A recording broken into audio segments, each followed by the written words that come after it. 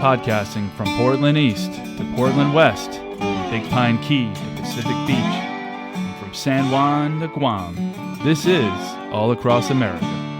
Well, Glenn, thanks for joining All Across America. It's great to have you on the show. I picked up your book, and the first couple of pages you talk about being a dishwasher.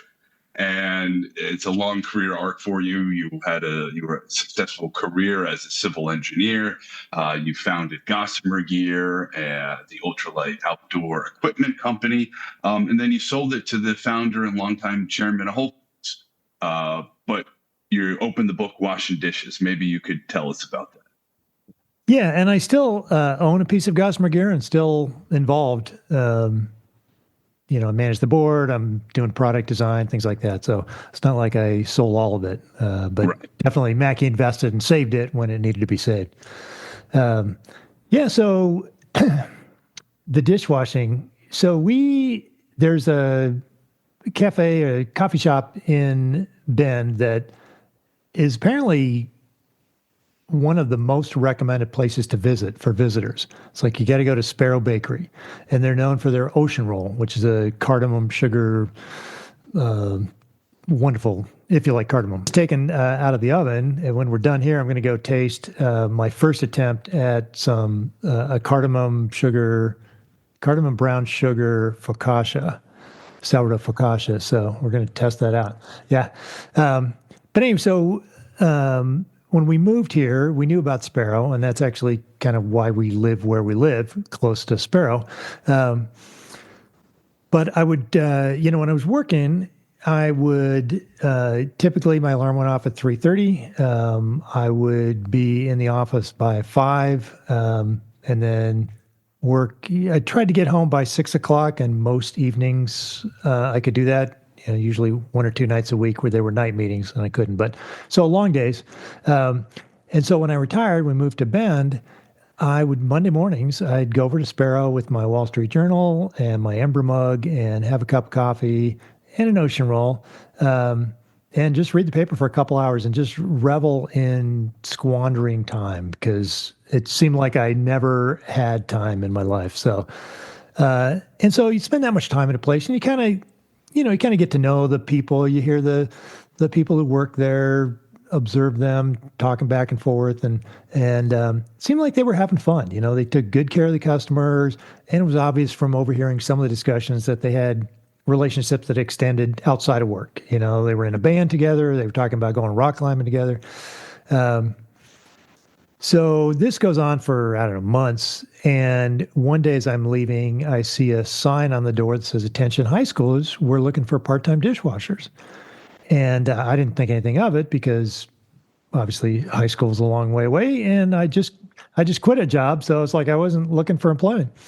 But week after week, I noticed that sign was still there. And finally I asked them, like, "Hey, don't you guys need to take that sign down?" Because, how hard could it be to hire a part-time dishwasher, right?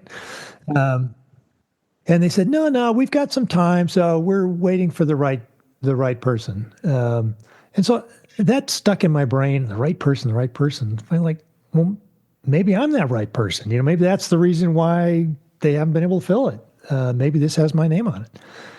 So the more I thought about it, the more I was convinced that this had my name on it. So next time I was in, I asked for an application. And they said, "Sure, yeah, for who?" Figuring, I've got a grandkid or nephew or something that needs to wash dishes. And I said, "For me." And they there was a beat of silence, and they kind of shrugged and go, "Well, whatever," and handed me an application. And the ranger said, "Well, just turn it in with a copy of your resume." And I'm thinking to myself, wow, resume for a part-time dishwasher? Really?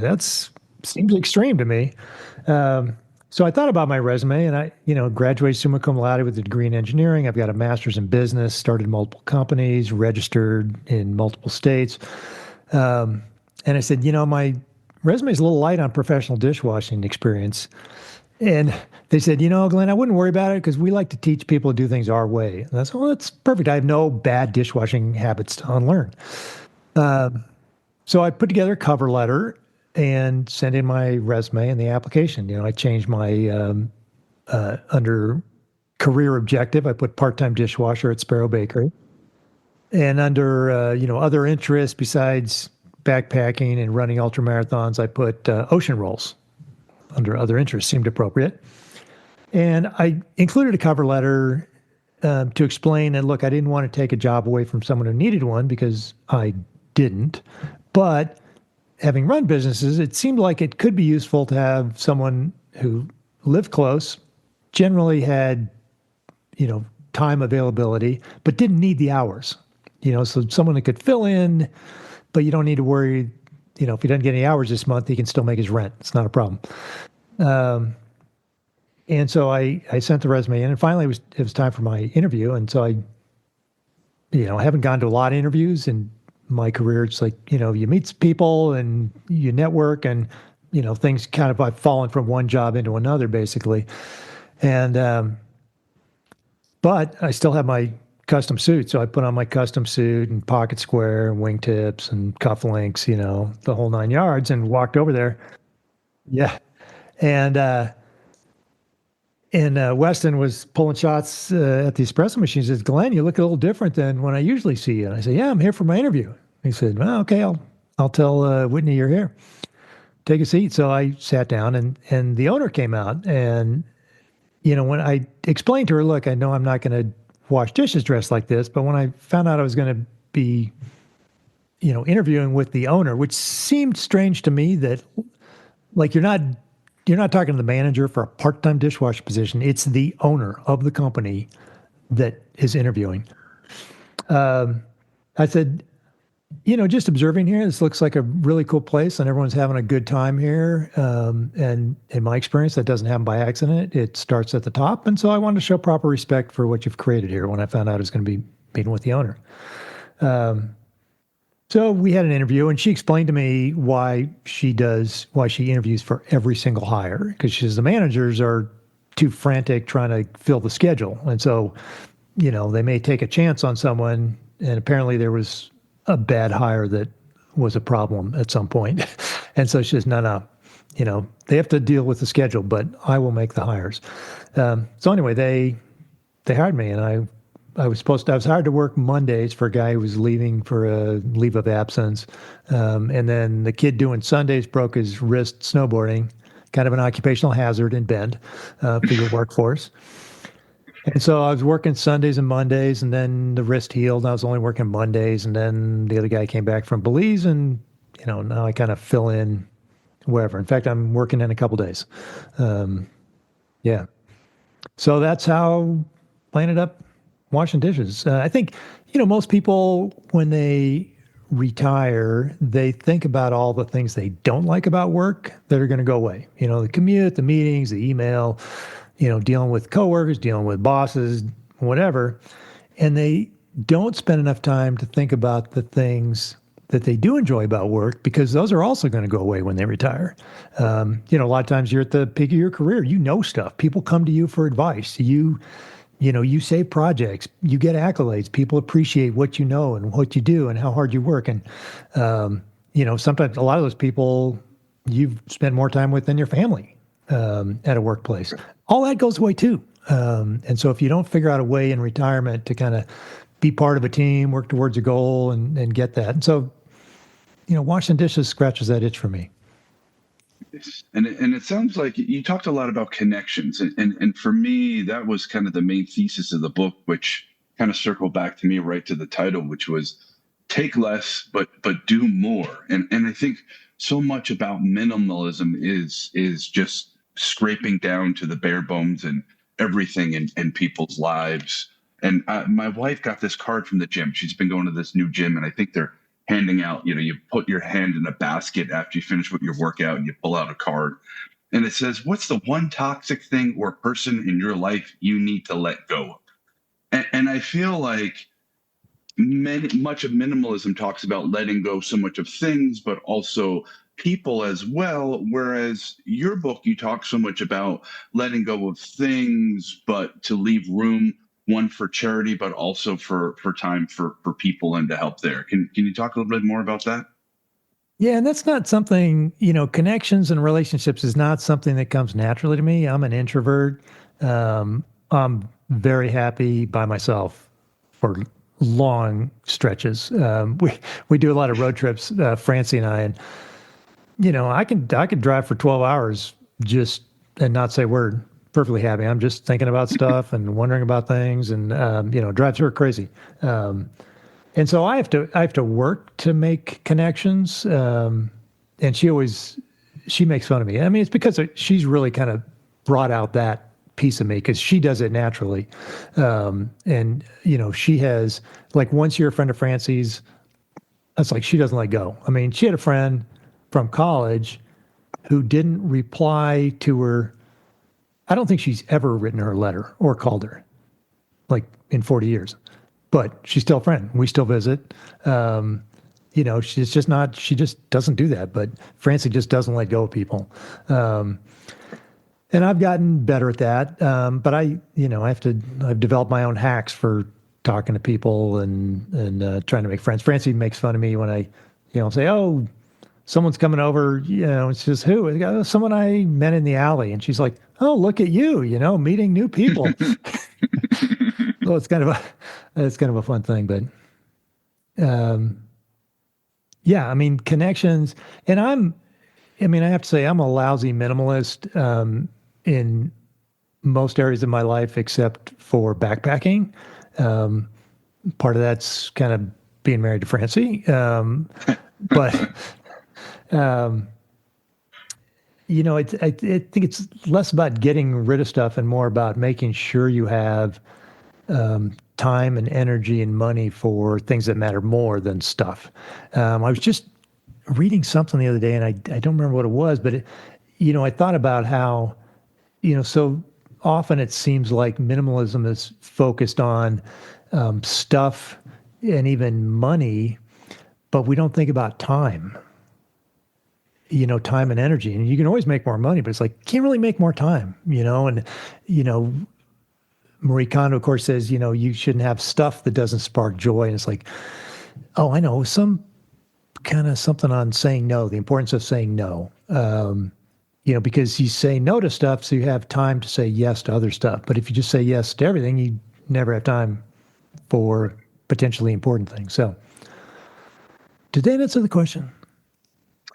Marie Kondo, her thing was, does it spark joy? And do you agree with that? Because I feel like I look at my hammer.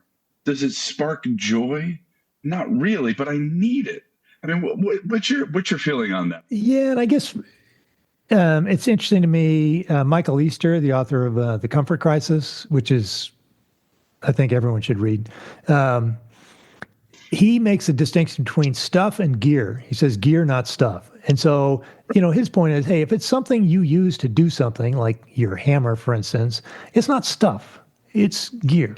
But we also have, like, stuff in our houses. I mean, I got stuff on the shelves behind me that are meaningful to me for a variety of reasons. Either the person that gave it to me, or the beauty intrinsic in it, or the story behind it, or maybe it's from a family member that's not with us anymore, or something like that. And so those do, I don't look at them a lot, but they are like a touchstone, and I would say they spark joy. Yeah. And of course, the trick is when you're married is figuring out, stuff that sparks joy for me might not spark joy for my partner, or vice versa, Right. And if you throw out the wrong thing, it will spark the opposite of joy in your partner. I've learned that lesson.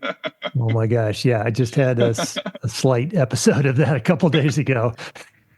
Was doing a little tidying and got a little too carried away. Yeah. I've been guilty of that once or twice. But yeah. my wife and kids will call me out on that. But, it's one of the ways that we keep things organized here. So I have a 4 and a 7-year-old. So, oh my we have gosh. lots of stuff, so and that's the only way. Sometimes I drive them crazy, but maybe we could talk a little bit about Ray Jardine and beyond backpacking, and I think getting into the gear piece, a lot of that's kind of he's the grandfather of it all. Maybe we could talk a bit about him. Yeah, and there was a recent article finally got published in Backpacker magazine, I think, on Ray Jardine. I don't know if you saw that. I did not. That I'd forgotten all about it. I thought the writer did a good job on it. And he actually contacted me. I'd forgotten about it maybe a year ago. But yeah, for me, it was actually Ray's first book, the Pacific Crest Trail Hiker's Handbook, that kind of, for me, kicked off. Well, actually, my friend Reed Miller bought it, and he read it, and then, he got me to read it. And that kind of kicked off thinking about how heavy our packs were and how light they could actually be if we thought hard about it. And so talk about it. You had this Boy Scout trip. You were an adult leader, and your pack weighed something like 70 pounds. Yeah, it was over 70 pounds for a week in the High Sierras. So, Wow. yeah, it was. We backpacked a little when I was a kid. We did a lot of car camping before my parents divorced, and then afterwards. I remember my mom taking us on day hikes, on the Appalachian Trail, the Appalachian Mountain Club, but didn't really do any backpacking. And I belonged to a scout troop, but we didn't really do any backpacking trips that I remember. We had like a campground in the woods that we'd go to for the weekend, and each patrol had its own little campground. You practiced lashings and fire making and all that. I mean, it was fun being in the woods, but it wasn't backpacking. Then, yeah, when my our oldest son Brian, who actually just left from Christmas to go back to Portland, when he went into Boy Scouts, our local troop was a big troop, very active troop, and my friend Reed Miller, that I knew from business and church, was he was the scoutmaster. So I became an adult leader and ended up kind of in charge of the backpacking program. And we had a number of trips, but the capstone trip was this week in the High Sierra. And all the gear that I'd had as a teenager when I was a scout, the Kelty pack and all that stuff was long gone. And so I went down to the local REI to say, hey, we're going to go to the Sierras for a week. The two of us, what do we need? Yeah. And they loaded us up. And she sure did. Yeah. And we took all that stuff and the packs were heavy. And, then I started thinking about like, gosh, we could make it lighter. We could do better than this. And so that from there became the first, I guess, the G1. What was the prototype pack that you had developed the pattern for? Yeah, so I knew how to sew because my mom thought every kid should leave home with 3 basic skills: how to cook, how to bake, and how to sew. And so I knew how to sew. Ray Jardine, in his book the PCT Hiker's Handbook, mentioned I forget the name of it, but a kind of a basic rucksack. And I looked at that and thought, well, that's not nearly big enough, because I was coming from I was looking at the huge internal frame pack that I'd bought at REI. So I made this huge pack with heavy purple webbing for some reason. It was enormous. Yeah, and that was the G1. When Francie tells the story, she comes home from shopping and I've got a bunch of fabric out on the living room floor. I've moved all the sofas aside and I'm cutting out patterns. She says, "What are you doing?" I said, "Oh, I'm making a pack." She says, "Yeah, okay, whatever." From that, being an engineer, every time I go hiking with the G1 and, think about improvements, like, well, this is too big and the waist belt should be done differently, and these pockets don't work quite right, and this is too heavy, and this doesn't work as well as something else would. So I just kept sewing additional packs to kind of hone in on what I thought was the best design for what I needed right then.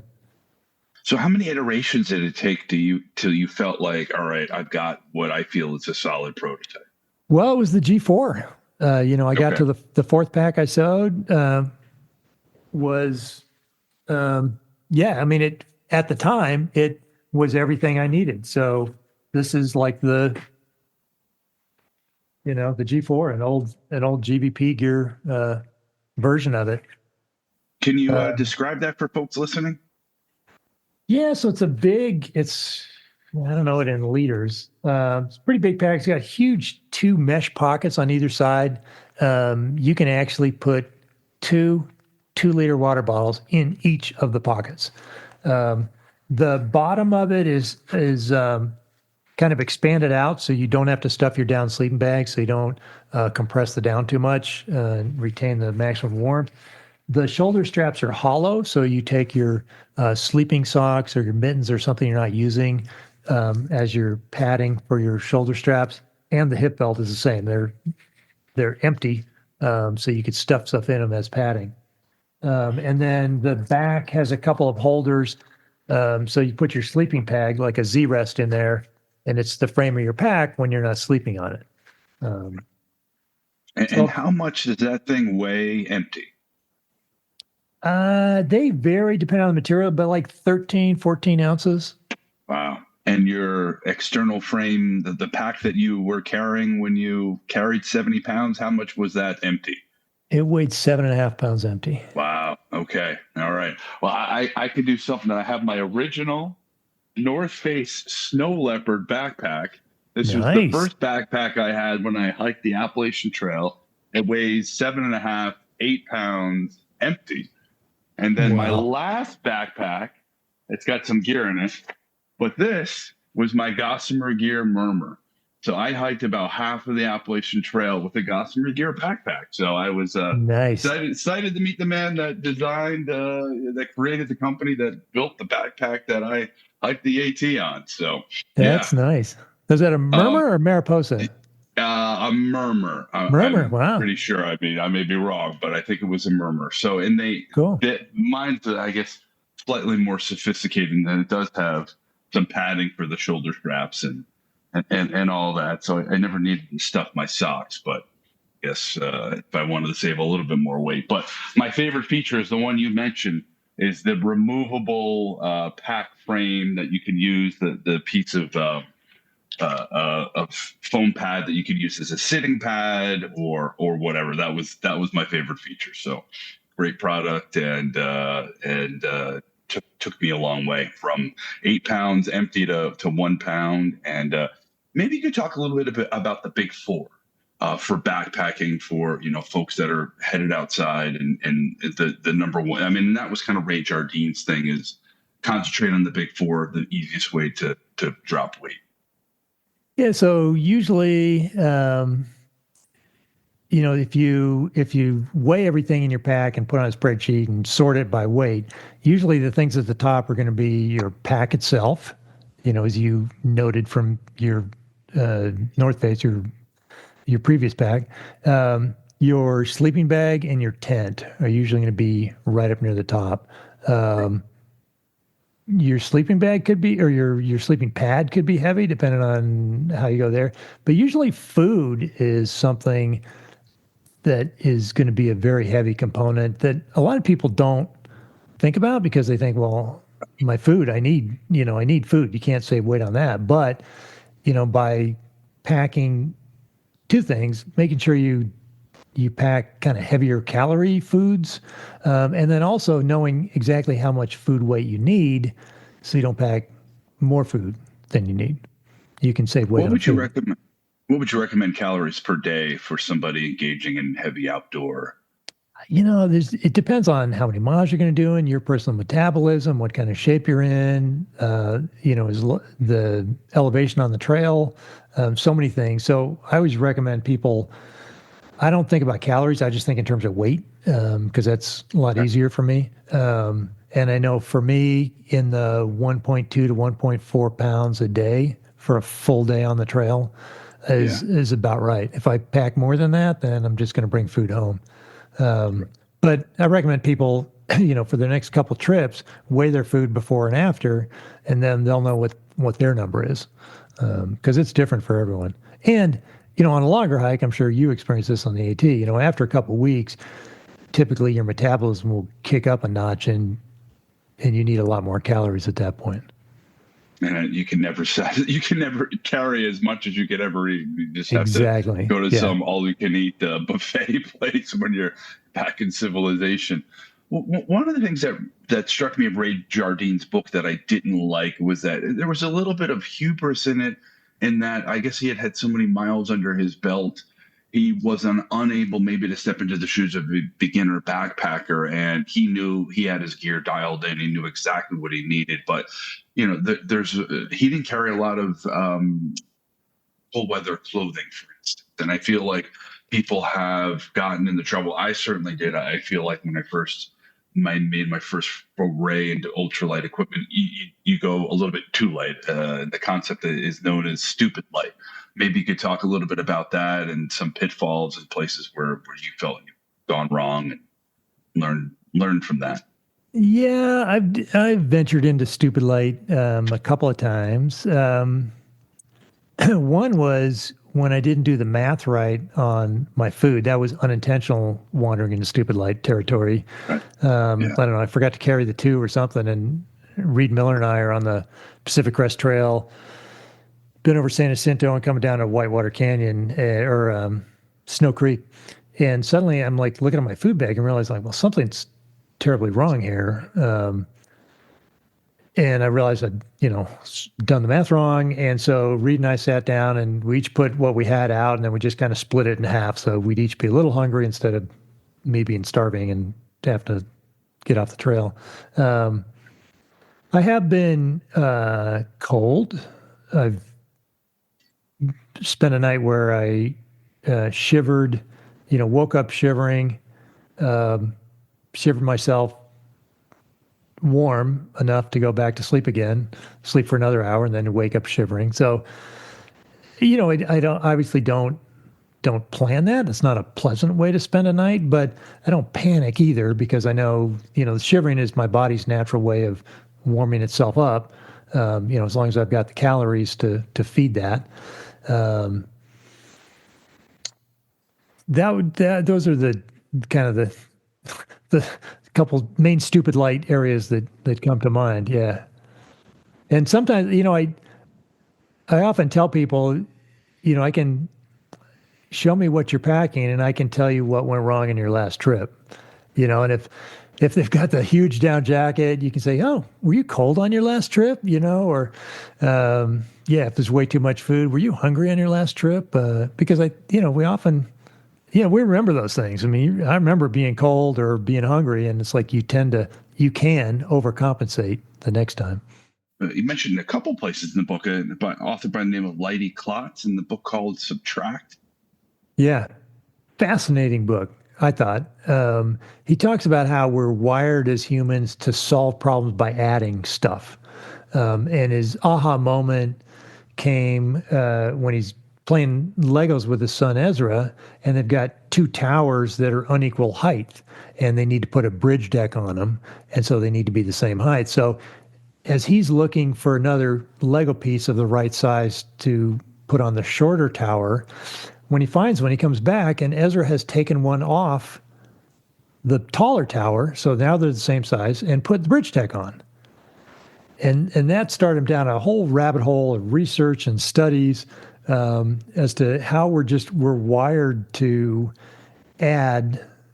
And he gives fascinating examples how in many different areas, landscape architecture, park planning, architecture, in many cases where you actually end up with a better solution by taking something away. People are loath to do that. It's just not our first reaction. We first think like, oh, what do I need to add to solve this? Yeah. And so, for much of Gossamer Gear, I was it the opposite in that you were taking common products in the outdoor space, whether they be trekking poles or tents or backpacks, and then subtracting from them rather than building something from the ground up. Do you feel like you approach this engineering problem from a different perspective? Yeah, I was looking at, materials. No one was using sailcloth in outdoor gear when we started. We were the first ones to do that. Wow. And then, looking for multi-use, like, okay, you've got socks that you're not using, sleeping socks you're not using when you're walking. So how can we use those? Oh, they could be padding. Your sleeping pad, you're not using it when you're walking. So could that be the frame of the pack? Looking at at an integrated system, how you can use what you have rather than adding something. Instead of adding a tent pole, can you use your trekking pole? Things like that. And you talked about failure. You had a quote in the book: "When I fail, I develop increased resilience." Can you talk a little bit about that and your engineering background and how that approach to problem solving? Yeah, and there's a famous quote somewhere that says, if you're not failing, you're not trying hard enough. It means you're not bumping up against the limits. And I've had some failures. I mean, there fabrics that were too light and ripped apart and things like that. So you want to be careful and do a controlled environment and not put all your eggs in one basket, so to speak, that you put yourself in a dangerous situation. But being willing to try and fail is an important part of making progress.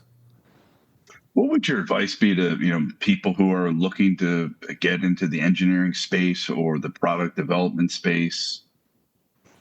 So I know a lot of people that are better engineers than I am, smarter engineers. People I call an engineer's engineer. But Okay. if someone has that bent towards engineering, I would recommend that they work on the other aspects. Something that became apparent to me was, no matter how smart I am or how many hours I work, basically everything I want to accomplish in life is going to be through the efforts of others. Wow. And so I need to pay attention to some soft skills. How do I be a better writer? How do I be a public speaker? How do I gain skills that other engineers maybe don't have to make me more well-rounded? So you can do the engineering, but you also stand up and do a presentation to 300 people. Right. So I thought that would make me more, I've never been let go from a job, more resilient, and just better able to serve others, in a variety of capacities. Nice. So you talk about trying to get by with, I don't know, learning to get by with what we only truly require. And how does that translate into, you talked a little bit about this, or how does it translate into your, day-to-day life? And you talked about philanthropy and giving back.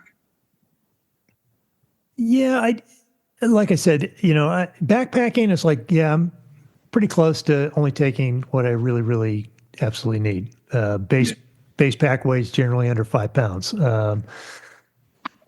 I've done less, but if I'm just throwing stuff together, in the rest of life, I try. Actually, I have a friend who has he did one better than me. I have a note on my phone. I think I talk about this in the book. My when I'm rich list. And so, when I think of something, it's like, boy, that'd be great to have. And I put it on the when I'm rich list. And the fact is, I am rich. I could buy it now, and of course, Amazon makes it very easy to do that. Everyone does. Too easy. Too easy, exactly. And so putting it on the list, allows me time to think about it. And a lot of times I'll just forget about it. I'll look at those things like, I don't really care about that anymore. And my friend Mark Verber, also a big ultralight guy from the early days, he has shopping windows, he calls. And so twice a year, he has a shopping window where he'll buy stuff for himself.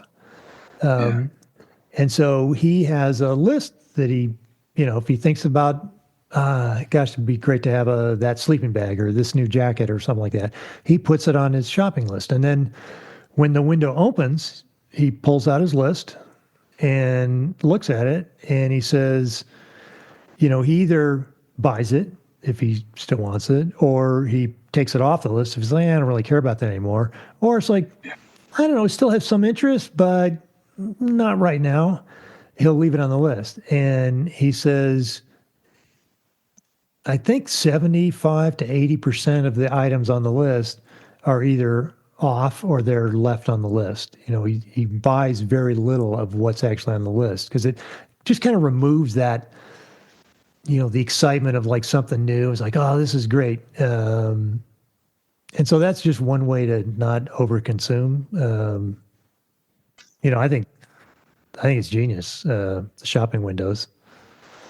And if you I have think it makes one, perfect sense. yeah, if you have one like before your birthday and one before Christmas, then you could just like anything that's still on the list you want, you just put it on your Christmas list or put it on your birthday list. Yeah.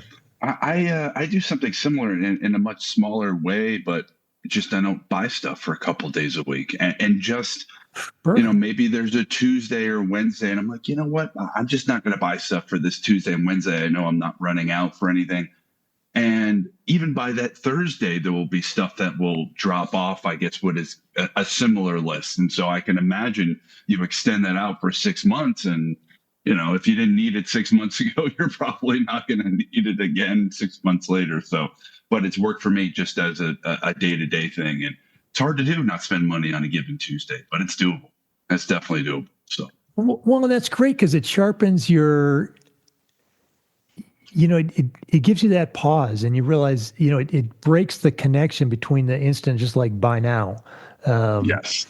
And so you kind of, I can see where, do you set the days ahead of time or it's just like, No, it's just week by week. I say, all right, I'm doing this and I'll be in this location where I know I pick up this. It's a couple days a week, every week, but it fluctuates week to week. I mean, this week it was Christmas Eve day and Christmas Day. Very simple and easy to do. But and I don't make it every week, but I try to do it most weeks.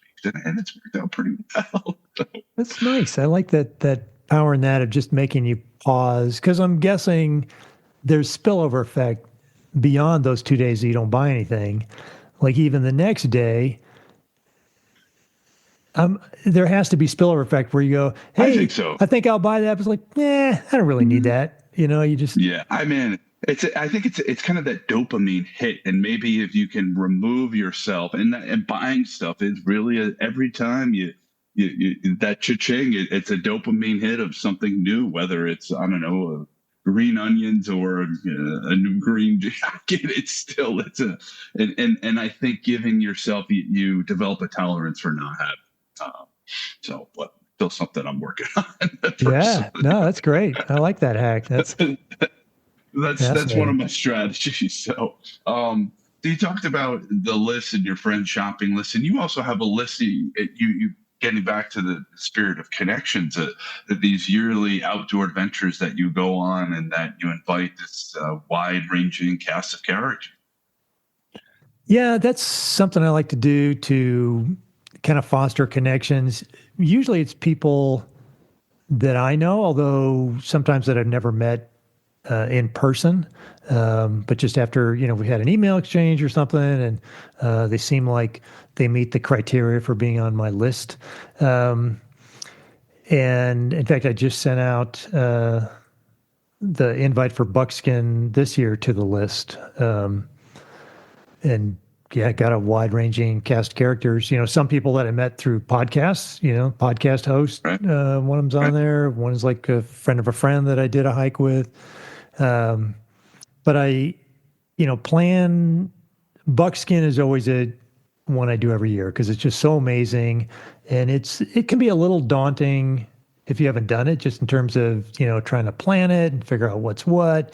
And so I can take some of that away from people. I tell them I'm not your guide. You're not paying me, so I'm not going to carry your stuff. You're responsible for, all your own stuff. I'm not going to feed you. I'm not going to put your tent up, but I can answer questions. I can tell you what to expect. I can review your gear list and make comments on it. But yeah, it's a fun way. And often, since typically I'm the only connection that everyone has, they've never met each other. So they make connections and often go on to do trips themselves, with each other. So that's nice. Nice. And you had said you still have a stake in Gossamer Gear. In the book, you mentioned 25%. What are you up to these days? Are you still designing equipment? Yeah. I'm still, I just cleaned up my desk. I had a little sketch. We've got one of these little motion lights that comes on in the bathroom, kind of under the counter, but it's kind of bright. So I sketched out and then, cut out of paper a little shade to go on it, but then you got to cut a hole in there for the sensor so they can still sense when you're walking by. But yeah, I'm still designing gear. And then, when I come up with something typically for my own use, then the product development team at Gossamer Gear will ask, okay, do we think there are 5 other people besides Glen who think this is a good idea? Right. Okay. Or more than 5, yeah. And oftentimes the answer is, yeah, probably not. So those products never make it to Gossamer Gear. But I like the Whisper tent was something I came up with for a bike packing trip I was doing 1,000 miles on the Great Divide, and it was going to be buggy. And there were a lot of people that, more than we thought, that think that was a good tent. So. And what is your capacity now with the product design team? Are you of counsel, kind of advising the group? And they're based in Austin, Texas these days? Yeah. The company's based in Austin. There are people remote working in various locations, but the bulk of them are in Austin. And yeah, I'm not doing day-to-day design work because we're busy traveling. We were gone from Bend 126 days last year. I just added them up for our Christmas letter.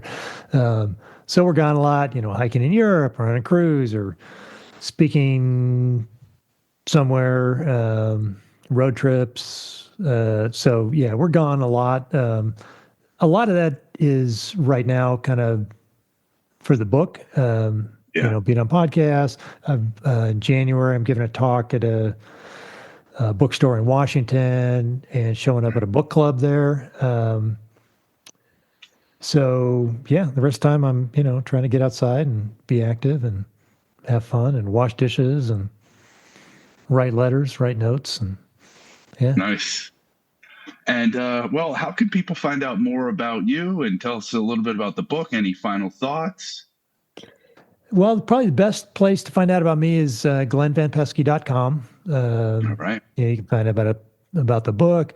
The book, Take Less, Do More, is basically, as I worked over the last, 50 years or so to lighten my pack load, I realized that some of the lessons I was learning had greater applicability to the rest of life. And so the book is about the stories, the backpacking application, but also the application in other areas of life. So, and I've had a lot of people... some backpackers are disappointed it's not all about backpackers. There's like one chapter, one lesson on kind of gear. But I've had, surprising number of people that have never backpacked that love the book. So there's something in it for everyone. Yeah, there certainly is. And Glen, you have the honor of being my first podcast of 2025. So I figured it would be a great way to start the year with a great message of take less and do more. So, really appreciate you being on the show. You bet. And, all the proceeds from sales of the book are being donated to the Pacific Crest Trail Association. So wonderful. Trying to do good things and keep more people outside.